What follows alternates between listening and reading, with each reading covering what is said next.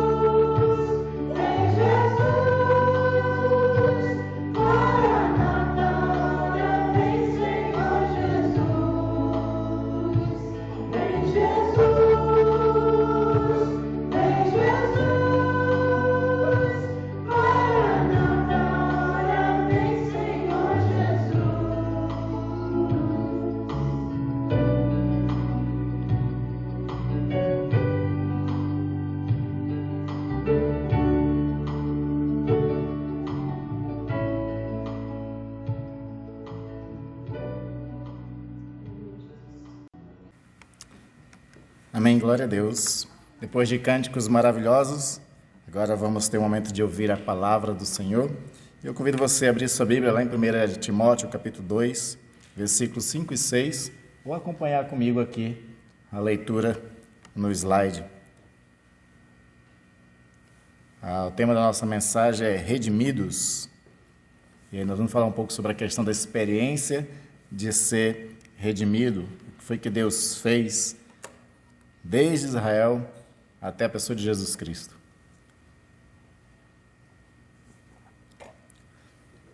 Paulo escrevendo a Timóteo, 1 Timóteo, capítulo 2, versículos 5 e 6, diz o seguinte: porque há um só Deus e um só mediador entre Deus e a humanidade, Cristo Jesus, homem, que deu a si mesmo em resgate por todos, testemunho que se deve dar em tempos oportunos.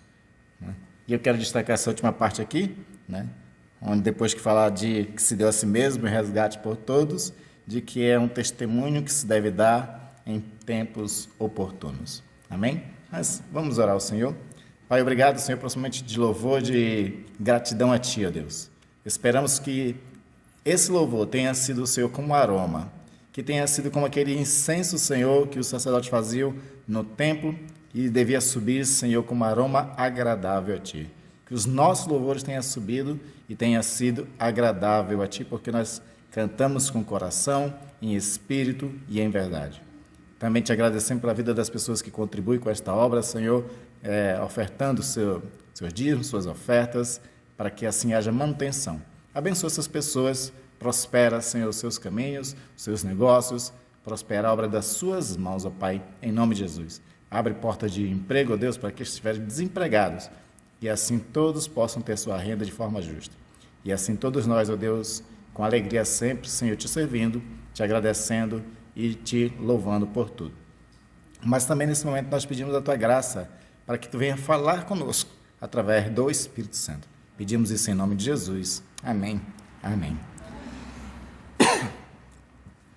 Os evangelistas, as pessoas que saem geralmente na rua para testemunhar Jesus, uma das perguntas básicas que geralmente eles fazem é se você aceitou Jesus. É uma pergunta que alguns evangelistas, principalmente de linha mais pentecostal, costumam fazer. Você já aceitou Jesus? Você já é crente, já é evangélico? Você segue alguma igreja? Então, esses termos são muito usados por evangelistas. Mas existe um termo que é muito pouco usado no meio cristão, no meio, seja protestante, seja católico, que é a expressão redimido.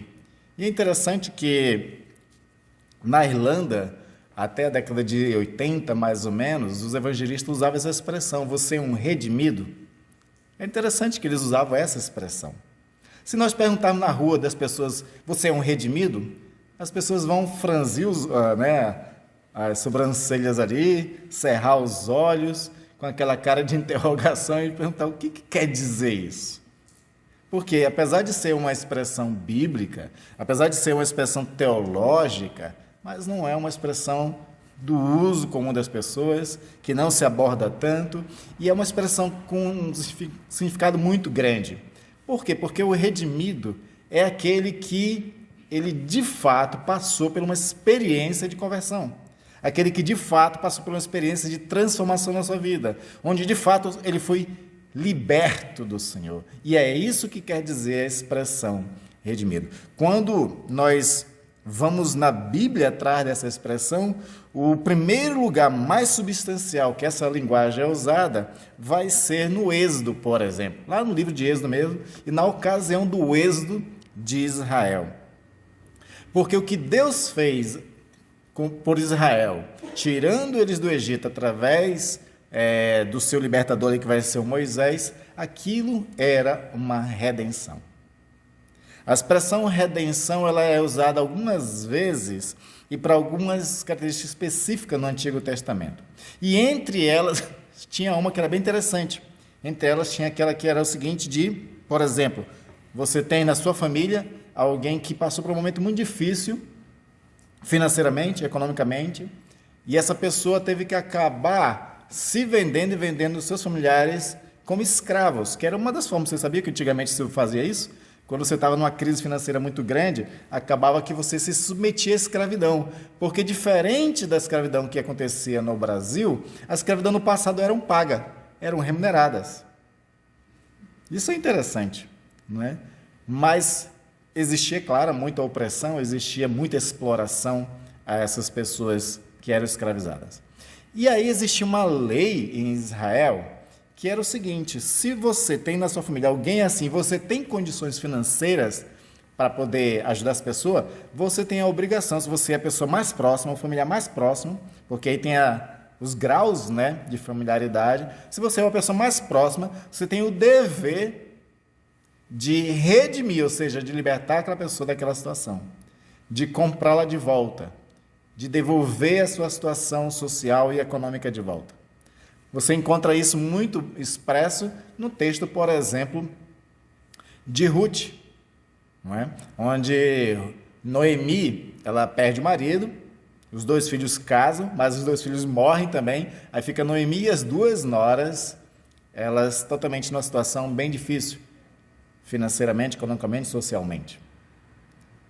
E aí elas voltam para a terra delas, e aí surge aquela questão de que Boaz é um parente, mas não é o mais próximo, que se engraça por Ruth, e aí Ruth tinha uma situação que era o seguinte: uma outra lei israelita dizia o seguinte: olha, se você casa com uma pessoa, uma mulher casa com um homem, e ele não te dá filhos, ele morre antes, você pode ir ao irmão mais próximo dele para poder ele casar com você e assim ter uma descendência para o nome não se perder na história de Israel. Então existiam essas 2 situações. E aí o Boaz ele podia ajudar nas 2. Só que ele não era a pessoa mais próxima, existia um outro. E aí ele foi atrás dessa outra pessoa através dos anciões, para que houvesse testemunhas. E o Boaz pergunta da outra pessoa: você é a pessoa mais próxima que pode redimir a situação em que Noemi se encontra. Ela está na extrema pobreza, ela perdeu todos os seus bens. Então, uma das questões da remissão era que o parente mais próximo tinha que, se ele tinha condições financeiras, resgatar, inclusive, as propriedades que pertenciam ao marido de Noemi. E no caso de Ruth, ele tinha que casar com ela, ter filhos para que o nome perpetuasse do marido dela morto. Só que essa pessoa já era casada e ela não queria ficar numa situação difícil. Então ela abre mão diante dos anciões e o Boaz, ele assume isso para si. E aí ele se torna o quê? O redentor de Noemi e de Ruth. Restaura a situação das duas.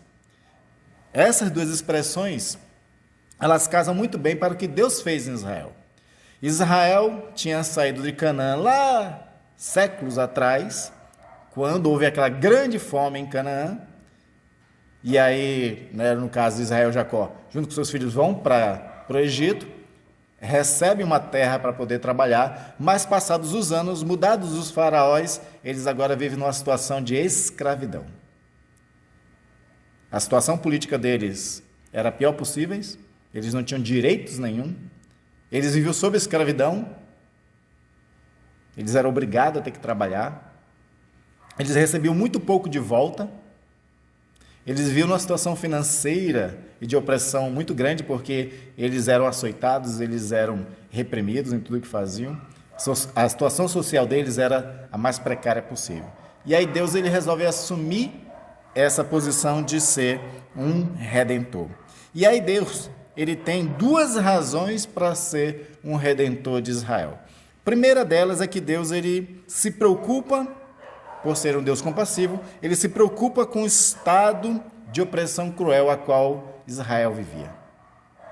Ele ouvia o clamor de Israel.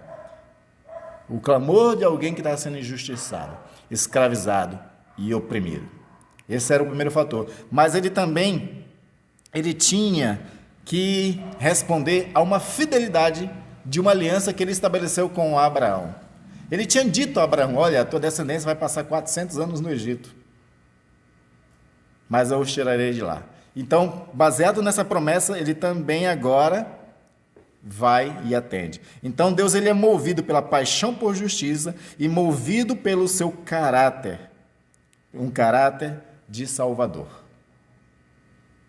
E aí ele, de fato, se torna esse redentor. Usa a pessoa de Moisés para isso, e tem toda a história que nós conhecemos da redenção, desse momento de libertação que Deus proporciona a Israel, tirando eles do Egito, fazendo eles caminhar no deserto, operando milagres, dando a eles o templo, dando a eles as leis, dando a eles os sacerdotes, e também, depois de 40 anos, ele dá a terra prometida. Quando a gente vem para o Novo Testamento, Jesus também, assim como Deus fez de tudo para livrar Israel da escravidão, daquela situação difícil que eles viviam, Jesus também, como o redentor de uma nova aliança, ele faz de tudo para conquistar e resgatar o seu povo. E aí Jesus, ele faz isso agora entregando a sua própria vida. O custo da redenção promovida por Jesus Cristo é a sua própria vida, a qual ele mesmo entrega na cruz do Calvário. E aí é interessante porque isso vai ficar muito claro no dia da ceia, que era uma ceia pascal. Quando Deus estava libertando Israel lá no Egito, momentos antes de Israel sair, o Senhor pede para que eles façam uma ceia pascal também. E a Páscoa, que quer dizer passagem, que era a libertação do anjo da morte, mas também já a libertação que eles vão ter também logo na sequência da saída do Egito, o Senhor estabelece essa ceia pascal como uma aliança de Deus para com o povo. E Jesus também estabelece agora uma nova aliança, também na ceia. Onde na ceia, ele também tem dois aspectos interessantes. O primeiro aspecto da ceia de Jesus Cristo é que essa ceia aponta para a refeição judaica. Porque era para isso que eles faziam ceia. Jesus como um judeu, os 12 discípulos como judeus, eles praticavam a ceia para lembrar de um acontecimento que falava da saída de Israel do Egito, que falava da libertação. Aí agora Jesus, na sua ceia, ele faz com que essa refeição indique um novo êxodo, uma nova libertação. Agora o êxodo é de um mundo de pecados para o seu reino.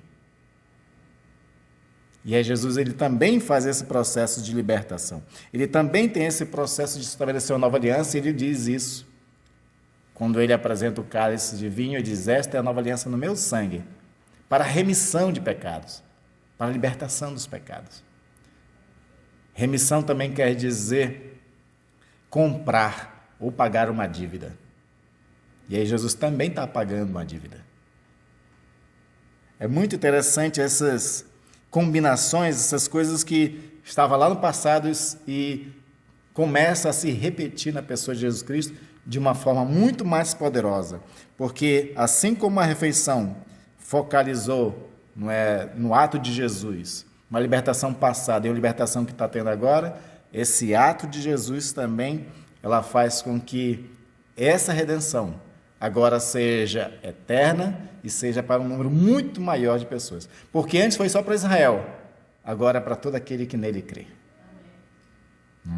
Esse aqui é o aspecto. E nós vamos ver, de fato, que essas duas redenções promovidas, tanto no passado por Moisés como agora por Jesus, estão presentes nesses textos. Do Colossenses, que nós lemos, no versículo 13 em diante, diz o seguinte: assim como Deus, no Êxodo, causou uma grande derrota, reivindicando as pessoas do poder usurpador do faraó, agora Jesus faz isso contra os principados e potestades, porque Paulo fala isso em Colossenses: ele nos libertou do poder das trevas, nos transportou para o reino do Filho do seu amor, em quem temos a redenção, a remissão dos pecados. Então você observa que como Deus tirou Israel do poder de faraó, Jesus tira todo aquele que nele crê do poder de Satanás, do poder das trevas. Assim como Deus transportou Israel no Egito para levar para Canaã, Senhor Jesus nos transporta para o reino de luz, o reino do seu amor. E nele nós podemos viver de forma liberta, feliz e segura. Porque no versículo 15 de Colossenses 2 diz o seguinte: e despojando os principados e potestades, publicamente os expôs ao desprezo, triunfando sobre eles na cruz. Ou seja, Jesus foi vencedor na cruz e ele nos torna seguros nisso. Por isso que ele vai dizer, o próprio Paulo vai dizer, que nós somos mais do que vencedores por aquele que nos amou. Nós somos mais do que vencedores. E aí a obra de Deus no Êxodo e de Cristo na cruz é unida num único cântico.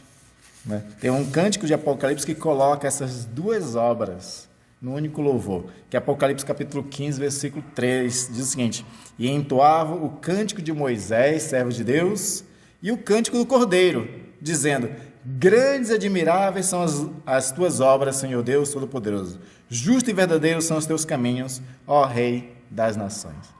Ou seja, o cântico aqui une, o que Deus fez por intermédio de Moisés e o que Deus fez por intermédio de Jesus, o Cordeiro de Deus. Grandes e admiráveis obras. Grandes e admiráveis obras. É por isso que quando Paulo medita todas essas coisas lá em Romanos, ele encerra um dos capítulos dizendo o seguinte: quão admiráveis são as tuas obras. E aí ele começa a louvar o Senhor, dizendo que quão inescrutáveis são os caminhos do Senhor. Aí ele até pergunta: quem foi que te ensinou primeiro para que eu possa saber quem foi, e possa render? Mas aí, para ele, por ele, são todas as coisas, glória, pois, ao nosso Deus. Amém. Então, são grandes obras. E a principal grande obra para Israel foi o Egito. Até hoje eles comemoram a redenção. Até hoje eles comemoram, na sua Páscoa, a lembrança de que eles foram libertos do Egito. Mas para o cristianismo, a grande obra foi na cruz. Porque a redenção de Deus é, na verdade, uma grande façanha de resgate de um povo, ampliada na obra de Jesus e que acontece na cruz. Então, na cruz, nós encontramos perdão, justificação e purificação dos pecados. Na cruz está a derrota dos poderes do mal. Na cruz, a libertação do medo, da morte e sua destruição por completo. Na cruz tem um outro aspecto muito interessante, é que na cruz também os inimigos mais ferrenhos são reconciliados, que é aquilo que Paulo diz em Efésios 2, né, que o Senhor une os judeus e os gregos. O que era inimigo, o que era dois povos, agora foi derrubada a parede de separação e de ambos fez um, unidos em Jesus. E isso aconteceu também na cruz. E na cruz, finalmente, nós testemunharemos a cura e a restauração de toda a criação, que é um aspecto escatológico também, né? Isso tudo foi o que Deus fez na cruz. Isso tudo é redenção. Eu gosto de um autor antigo chamado John Murray. Ele tem um pequeno livro que ele trabalha os 8 capítulos de Romanos chamado Redenção, consumada e aplicada, onde ele entendeu que a cruz, de fato, foi toda a grande obra de Deus. Enquanto a gente não entender a cruz, a gente ainda vai viver vidas cristãs medíocres. Enquanto a gente não entender a cruz, a gente vai continuar com essas intolerâncias religiosas, com um monte de coisa. Porque a cruz representa uma grande obra de salvação, mas representa também uma grande graça de Deus. Uma graça que nos deve nos transformar em graciosos. Nós devemos ser mais graciosos uns para com os outros, né? E a cruz, ela, para nós, é um grande desafio. A redenção, para nós, é um grande desafio, porque ela exige de nós um estilo de vida redentivo. Se nós fomos redimidos, e aquela pergunta, né, que as pessoas não sabem responder porque não conhecem a palavra, né? Você é um redimido? As pessoas têm que olhar para nós e nos ver redimidos. E isso exige um estilo de vida. O primeiro aspecto do estilo de vida de alguém que é redimido é de alguém que vive em constante alegria. Mesmo em meio às dificuldades, mesmo em meio às tribulações. No mundo tereis aflições, mas tende bom ânimo. Tende bom ânimo. Eu venci o mundo. Tiago diz, né, quando passar por diversas provações, tem motivo de grande alegria. Então, a cruz e a redenção, ela deve ser para nós motivo de alegria. A primeira resposta instintiva da grande libertação que Deus promoveu a Israel, tirando eles do Egito, foi em romper em cânticos. E aí você tem o cântico de Moisés e de Miriam, está lá em Êxodo capítulo 15. Eu vou ler só 2 versículos que diz o seguinte, ó: Então Moisés e os filhos de Israel entoaram este cântico ao Senhor. Cantarei ao Senhor porque triunfou gloriosamente. Lançou no mar o cavalo e o seu cavaleiro. O Senhor é a minha força e o meu cântico. Ele se tornou a minha salvação. Este é o meu Deus, portanto, eu o louvarei. Ele é o Deus. Ele é o Deus de meu Pai, por isso o exaltarei. Ou seja, isso aqui é só o começo do cântico. Um cântico que irrompe diante daquela salvação. E é legal quando ele diz assim, porque triunfou gloriosamente. Mesma expressão que Paulo vai dizer para Jesus, quando Jesus triunfa gloriosamente também na cruz do Calvário. A vida de Israel sempre foi permeada por tempos de regozijo. Isso fazia parte, inclusive, do próprio calendário anual. Um calendário estabelecido por Deus. Deus estipulou as festas. Eu quero chamar de festas solenes, né? Por quê? Porque eles deviam viver, né, sempre em tempos de regozijo. Sempre se alegrando com as grandes obras do Senhor. Aí você vai ter primeiro a Páscoa na primavera, né, que se torna a maior celebração da libertação de Israel. Mas você tem também, por exemplo, no outono, as festas das colheitas, que também era motivo de gratidão, que também era motivo de louvar e engrandecer ao Senhor pelos seus grandes feitos. Outro aspecto do estilo de vida de alguém redimido é que os redimidos, eles têm que aprender, assim como foram perdoados, a perdoar também. Então faz parte de um estilo de vida de um redimido perdoar.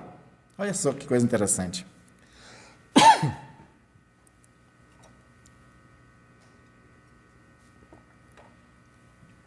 A alegria, né, pelo fato de nós todos sermos libertados e ter sido paga a dívida que nós tínhamos por conta do nosso pecado, nós devemos viver e produzir um tipo de vida de alguém liberto de qualquer tipo de culpa. E uma vez que a gente é liberto de qualquer tipo de culpa, a gente também é livre nos nossos corações para perdoar as pessoas. Quando você tem aquela passagem que Pedro chega para Jesus e pergunta: Senhor, eu devo perdoar o meu irmão quantas vezes? 7? Pedro, por ter caminhado com Jesus e visto que Jesus é muito generoso, perdoador, então Pedro foi generoso nos moldes dele, foi generoso em dizer 7. Talvez Pedro não quisesse dizer a segunda vez. Para alguém que é duro de coração, perdoar uma vez até que ainda vai, mas 2, jamais, né?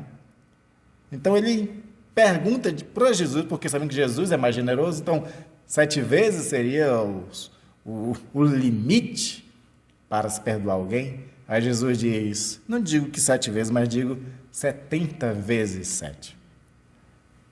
Isso dá uma infinidade, porque ninguém vai ficar anotando, né? Pegar um caderninho, um diáriozinho e ficar, hoje eu perdoei a pessoa uma vez. Aí daqui amanhã, segunda. Contabilizando para ver se dá os 490, né? Quando der 490, acabou o limite, não perdoa mais, né? Porque isso é a intenção de todo mundo ter um coração duro. Mas Jesus, para dar ideia do que ele queria dizer quando falou perdoar 70 vezes 7, ele conta uma parábola. E a parábola era o seguinte: tinha um administrador, dono de uma propriedade, e ele resolve chamar as pessoas que trabalhavam para ele, mas que também o deviam. E tinha uma família lá que devia 10.000 talentos. Eu não tenho uma ideia qual era a cotação do ouro naquela época, porque um talento equivalia a 26 quilos de ouro. Se for contabilizado num negócio hoje, 10.000 talentos era uma fortuna enorme, enorme, na ordem dos milhões. Mas talvez o ouro não fosse tão, tivesse uma cotação tão alta naquela época, mas assim mesmo era uma quantia muito alta. E essa pessoa, devedora, o dono, diz, olha, me paga o que me deve. Aí o homem disse, não tenho, pode pagar nada agora. Aí o homem diz, então prenda-o. Prendam e aí vende ele, vende a família para poder, vende para escravo para poder me pagar. E aí o homem se ajoelha, o homem clama, o homem ali implora para que a dívida fosse perdoada, pede mais tempo para poder conseguir pagar a dívida.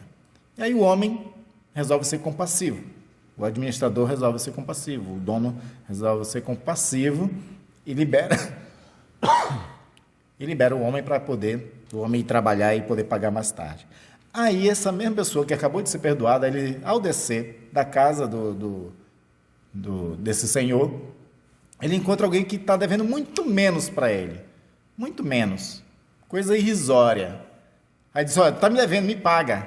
Aí o homem, também numa situação financeira difícil, talvez tivesse passado por uma pandemia naquela época, também tivesse desempregado, né? E aí diz assim, eu não tenho condições de pagar agora.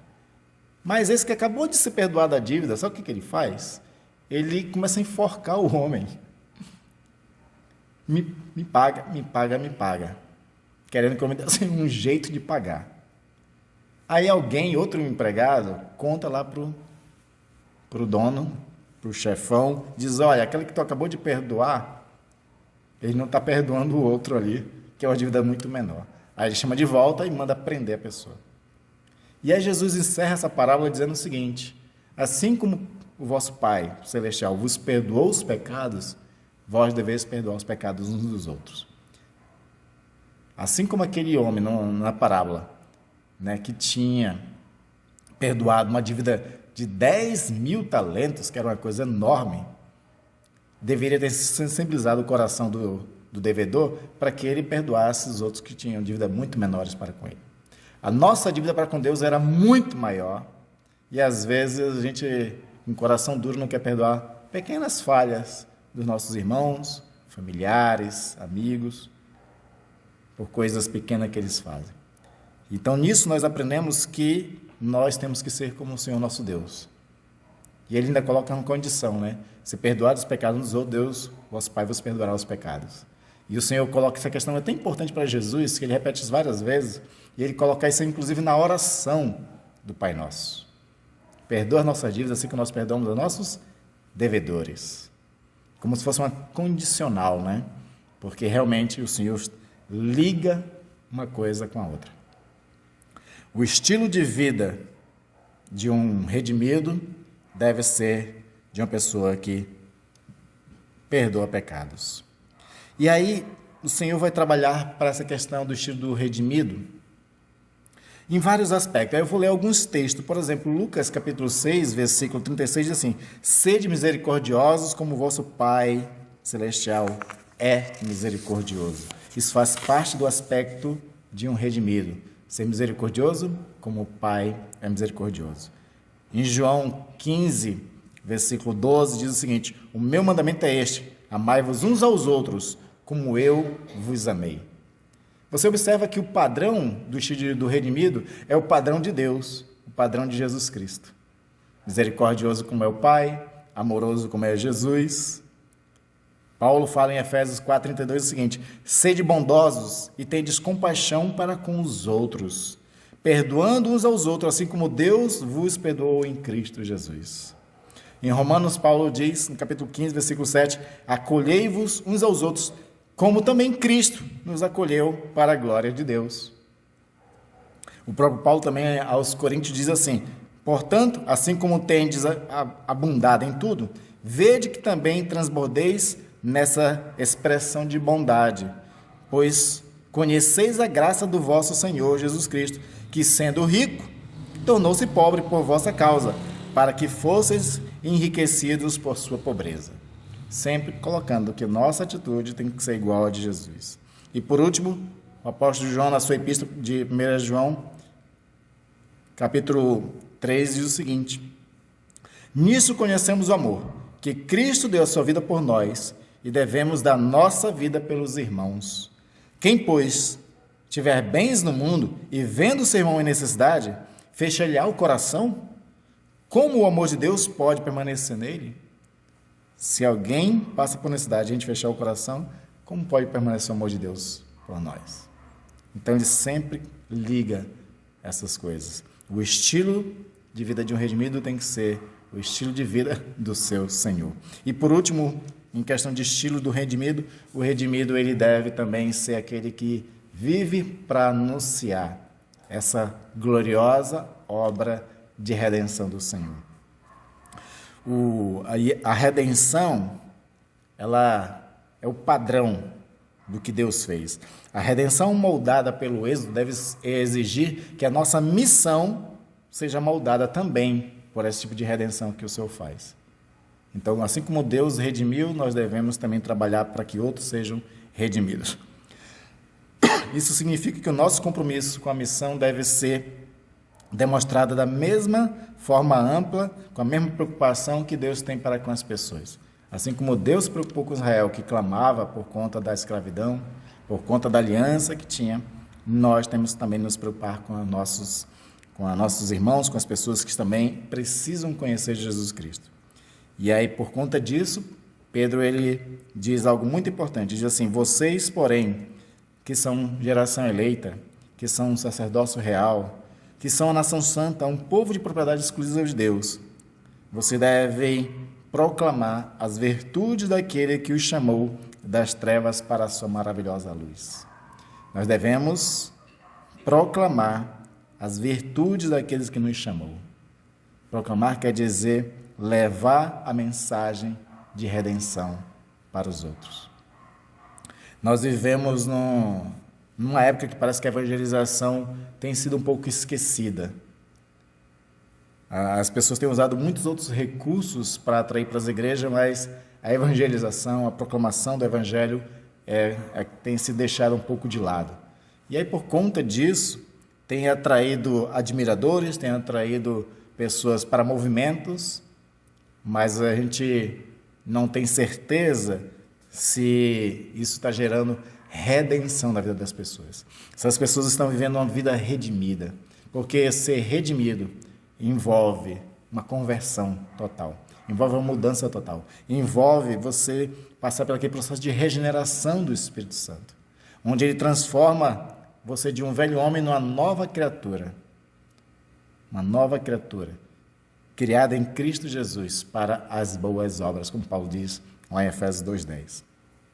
Para concluir, nós vimos então que a expressão redenção retrata um Deus que é redentor, que redime as pessoas do pecado, que compra elas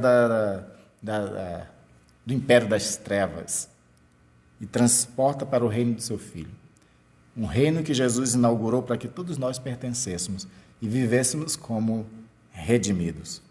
Então, essa presença de um reino libertador, que foi o reino de Jesus Cristo, nos convoca para que a gente viva de forma redimida e trabalhe pela redenção de outras pessoas também. É isso que o Senhor espera de cada um de nós. É isso que Ele quer para que nós que fomos luz, nós que somos libertos, a gente possa, assim como não temos mais correntes nos prendendo, a gente também quebra as correntes daqueles que estão presos ainda numa vida de pecado, numa vida de desgraça, numa vida onde a coisa que eles menos experimentam é a paz de Deus nos seus corações. Amém, queridos? Vamos adorar o Senhor com mais um cântico? Esse hino, bondoso amigo, ele é de 1868. Faz pouco tempo. Mas a mensagem dele é válida até hoje, assim como as palavras que estão na Bíblia. E uma parte aqui que me chama a atenção, diz assim, é uma pergunta: falta ao coração dorido gozo, paz, consolação? Aí ele dá a resposta: é porque não confiamos tudo a Ele em oração. Então, que nós possamos confiar em Jesus, que nós possamos buscar a sua salvação, buscar o seu amor, o seu perdão, porque sem Ele nós não somos nada.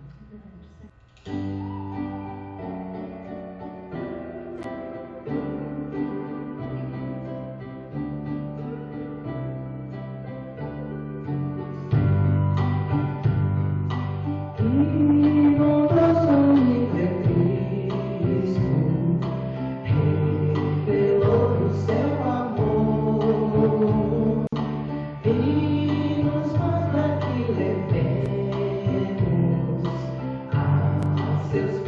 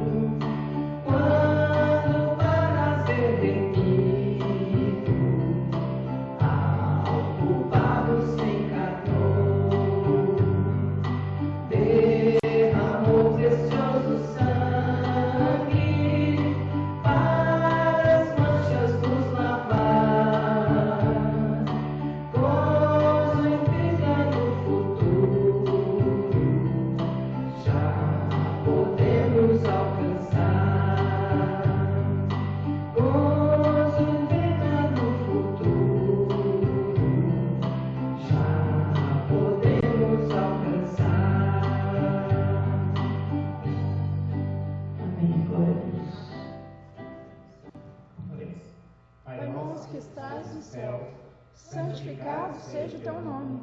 Venha a nós o teu reino, seja feita a tua vontade, assim na terra como nos céus. O pão nosso de cada dia nos dai hoje, perdoa as nossas dívidas, assim como nós perdoamos aos nossos devedores.